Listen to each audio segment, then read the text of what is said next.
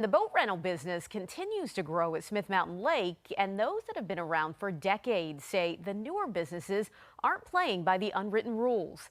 10 News reporter Shane Dwyer is digging into this and what solution they've come up with. Shane, what did you find out? Hey, Brittany, boat rentals, like you said, growing. This past weekend, Memorial Day weekend, was a huge weekend to be out on the lake. And the regulations surrounding renting a boat out on the lake, you would think that there would be lots of them, but they actually pale in comparison to something like renting a car. Because of that, many of the most well-known companies operate above the law to protect not only themselves, but their customers too. The sticking point is liability insurance, and while it's highly suggested, it's not required, and that's something they're hoping to regulate amongst themselves.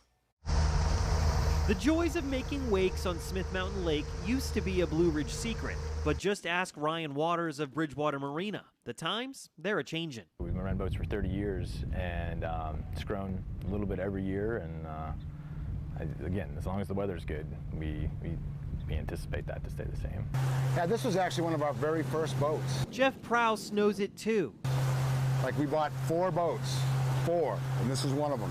He owns Mitchell's Point and says rental boat demand outpaces supply. They both welcome new competition, but not when they cut corners. Typically, we call those rogue operators, and those are people with no insurance that don't plan to comply with any of the local regulations, and it's very hard to police them. They say rental companies operating without insurance threaten not only the rental business, but the safety of everyone on the lake.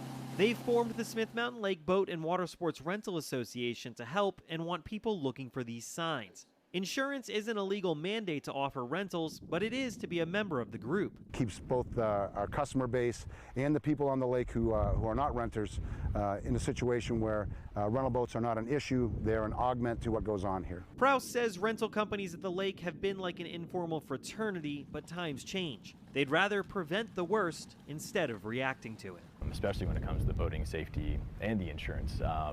And so, we've been here for 30 years. We plan on being here for 100 more. And we want boat rental to stay safe and for Smith Mountain Lake to stay safe. The rental dynamic at the lake is also changing as homeowners rent out their places with things like Airbnb. They're sometimes including their boat with the rental, but just tossing the keys and not doing much else with very little other oversight. So the next step is for the association to network with those folks to try to get them on the same page. In the studio, Shane Dwyer, 10 News, working for you.